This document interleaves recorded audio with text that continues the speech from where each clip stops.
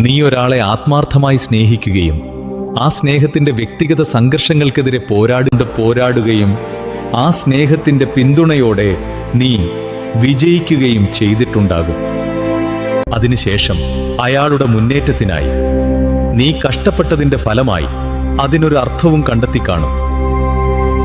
എന്നാൽ നിലനിൽപ്പ് ഭേദമായപ്പോൾ ആ സ്നേഹത്തിന് മാനസിക വ്യതിയാനം സംഭവിച്ച് അതുവരെയും സ്വന്തം ജീവനും മാനാഭിമാനങ്ങളും നോക്കാതെ എന്തിനും കൂടെ നിന്ന നിന്നെ അയാൾ അവഗണിക്കുകയും ചെയ്തിട്ടുണ്ടാകും.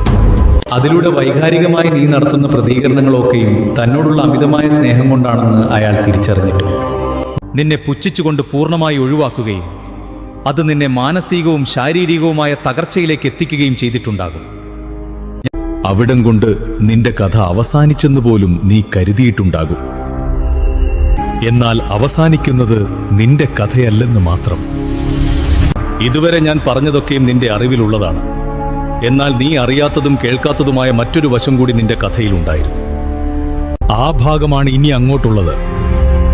അവിടെ നിനക്ക് പ്രത്യേകിച്ച് ജോലിയൊന്നുമില്ല. അവിടെ എനിക്കാണ് ജോലി ഭാരമുള്ളത്. നിന്റെ സ്നേഹവും വിശ്വാസവും ചൂഷണം ചെയ്ത വ്യക്തിയെ എവിടെ നിന്നാണോ നീ കൈപിടിച്ചുയർത്തിക്കൊണ്ടുവന്നത് അവിടേക്ക് തന്നെ തിരികെ എത്തിക്കുകയാണ് എന്റെ ജോലി. അയാൾ നിന്നിലൂടെ കയറിയ ചവിട്ടുപടികളിലൂടെ തിരിച്ചിറങ്ങുന്നത് നീ അറിയും. കൂടാതെ അയാൾ നിന്നെ അവഗണിക്കാൻ കണ്ടെത്തിയ കാരണങ്ങളിലൂടെ അയാളും അവഗണിക്കപ്പെടും.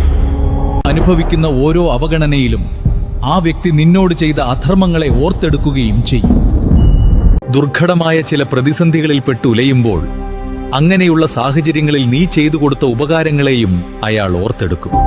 പാതി വഴിയിൽ നിന്നെ ഉപേക്ഷിച്ച് കടന്നുപോയ വഴികളിലെങ്ങും തന്നെ നിന്നെപ്പോലെ ആത്മാർത്ഥമായി കൂടെ നിൽക്കുന്ന ഒരാളെ അയാൾക്ക് കണ്ടെത്താൻ സാധിക്കില്ല. നീ ആയിരുന്നു അയാളുടെ ജീവനാഡി എന്ന് പൂർണ്ണമായി മനസ്സിലാക്കുന്ന അന്നു മുതൽ നിന്നോട് ചെയ്ത എല്ലാ അപരാധങ്ങളെയും ഓർത്ത് സ്വയം ശപിച്ചു തുടങ്ങും.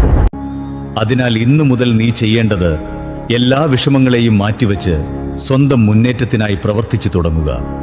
കഷ്ടപ്പാടുകൾ സഹിച്ച് മറ്റൊരാളെ കൈപിടിച്ചുയർത്തിക്കൊണ്ടുവരാൻ കഴിഞ്ഞ നിനക്ക് സ്വന്തം ഉയർച്ചയ്ക്കായി അത്രത്തോളം കഷ്ടപ്പാടുകൾ സഹിക്കേണ്ട ആവശ്യവും ഉണ്ടാവില്ലെന്ന് മനസ്സിലാക്കുക. ധൈര്യമായി മുന്നോട്ടു പോവുക. നന്മയോടെ നിന്ന് നിന്നെ തരം താഴ്ത്തിയവർക്ക് മുമ്പിൽ ഞാൻ ഉയർത്തിക്കാട്ടും. ഇന്ന് നിന്നെ അവഗണിച്ചവർ അന്ന് നിന്റെ പരിഗണനയ്ക്കായി കാത്തു നിൽക്കും.